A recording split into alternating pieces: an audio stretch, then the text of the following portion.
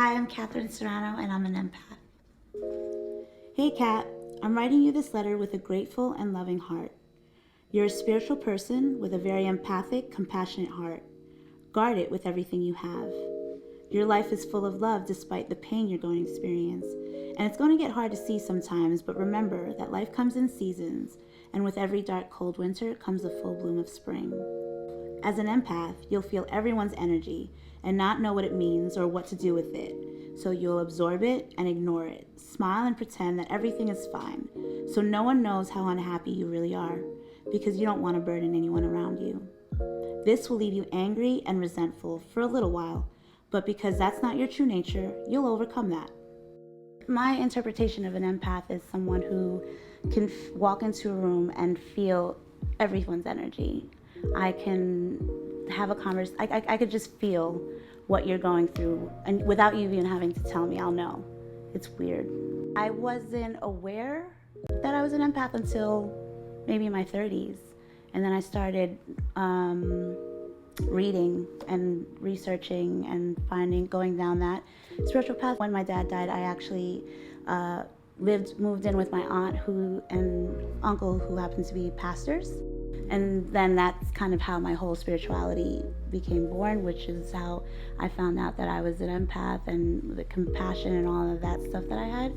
Didn't have any understanding of that when I was younger. So that was actually really hard, because I would always feel things, but I would never understand why I would feel them or how to process what I was feeling. So I was actually really sad growing up, because I was absorbing all of these things. No, I didn't have anyone to teach me how to put up a boundary, how to, let things go. Everyone would always say, let things go. And I'm like, well, how? How do you let things go?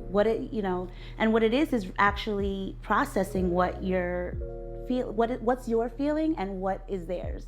Because as an empath, people can project what they're feeling onto you, right? So sometimes I won't be sad. The person in the room is sad. And then all of a sudden now I am, because I don't know how to protect myself from that. So it was really hard. It was very emotional. I was a very emotional girl. I love your zeal for life, your hope in it, your childlike faith, and your optimism. It inspires others. You're a light, and your heart naturally wants to love, give, and be kind. So it makes me sad to have to tell you, you're going to go through some childhood traumas, like the death of your dad, not feeling like you're seen or heard, which you won't realize is a trauma until you're older. But this will cause you to form a habit of neglecting yourself to please other people, which at first will feel good because you're helping, but what you're really doing is running away from your own pain that needs healing. So my dad passed when I was 8 of a cardiac arrest. He had diabetes, and it was like 4 days after Christmas, so it was pretty traumatic, because at the time it was only my mom, me and my sister, and we moved in with my aunt, and I had to move everything that I knew. I was in 4th grade at the time, so I went to a new school, and that's when the bullying started, and just feeling lost and not really processing what death was, because I was so concerned about my mom. I was basically my mom's better half. I had to take care of my sister, cook, clean. We were, it was just the 3 of us. My mom leaned on me a lot.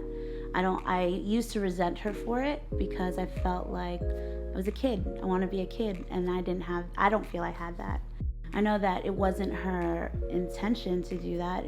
But that is the way that life worked for us, But it was definitely hard because I didn't have a childhood. I feel like I grew up super fast, and I had a lot of responsibilities at a young age, which then made me rebel and not want anything, and then led me into like drugs and stuff like that. No one was really worried about how I was handling the death of my dad. I felt like everyone was worried about my sister, because plot twist is that he's actually my stepfather, but he was the only dad that I knew.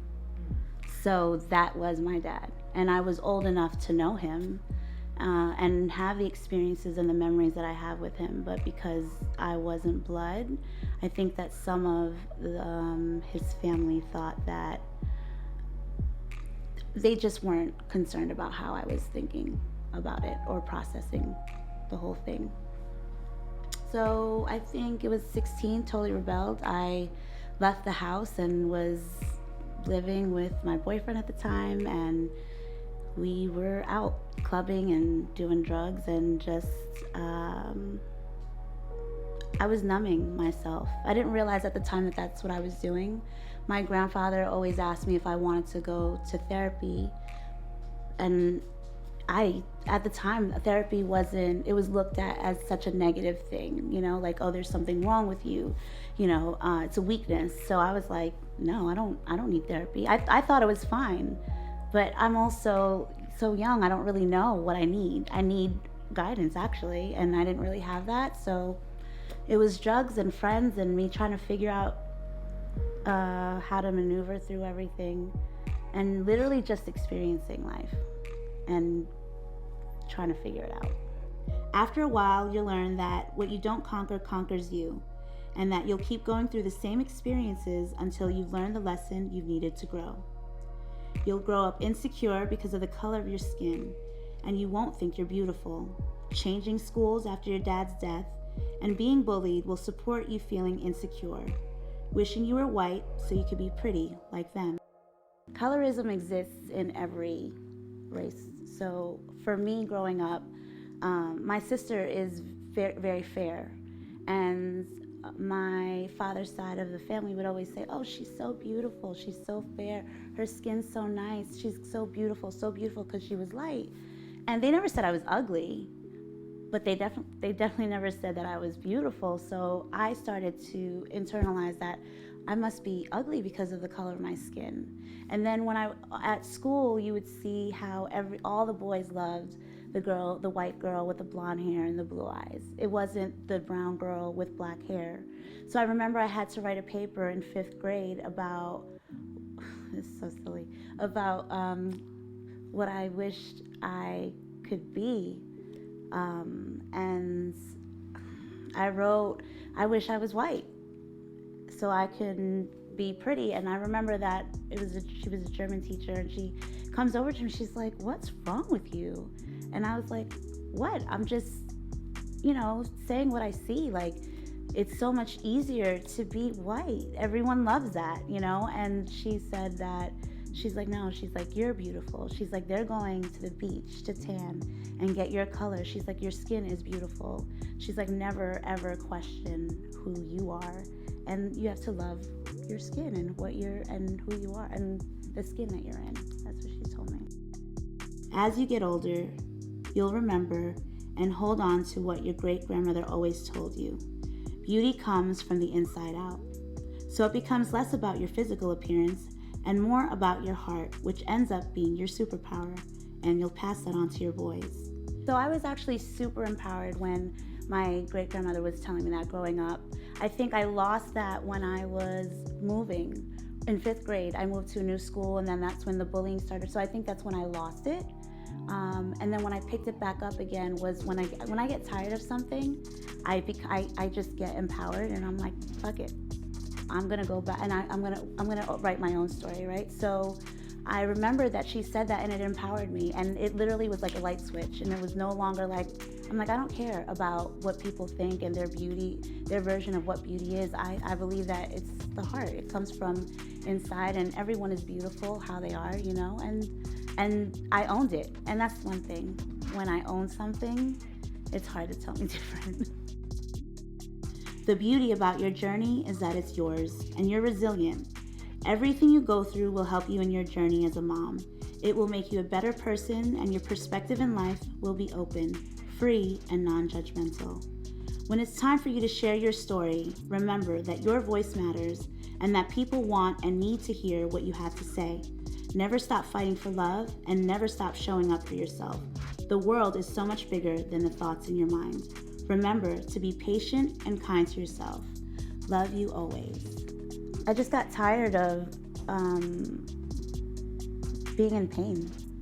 And I feel like having kids really made me change a lot of who I was and really put things into perspective for me, and priorities became different. It was no longer about me, and it became about having to be an example for them, and really helped me,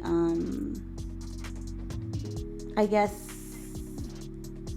hone in on who I was. It fast forwarded everything for me, where I had to now raise these kids and teach them all that I knew. I was basically the girl that I wish that I had when I was younger. I did that out of necessity. I had to. I literally was, I lost myself completely. I forgot who Kat was raising the boys. So, and when I found my voice, it was exhilarating. I was excited, and I guess that's what I want. I want moms to not forget themselves and know that their voice does matter. And the funny thing is that there are stories, normal stories, that aren't heard, and moms' voices need to be heard. And so that's actually the point of what I want to do, which is share just everyday stories of mothers that struggle, because it's lonely, it's tiring, and it goes unnoticed sometimes, and it's hard. And we do need each other, and hoping that through my story, I would like other moms to share theirs, and all of us come together and know that we're not alone. My name is Catherine Serrano, and this is my note to self.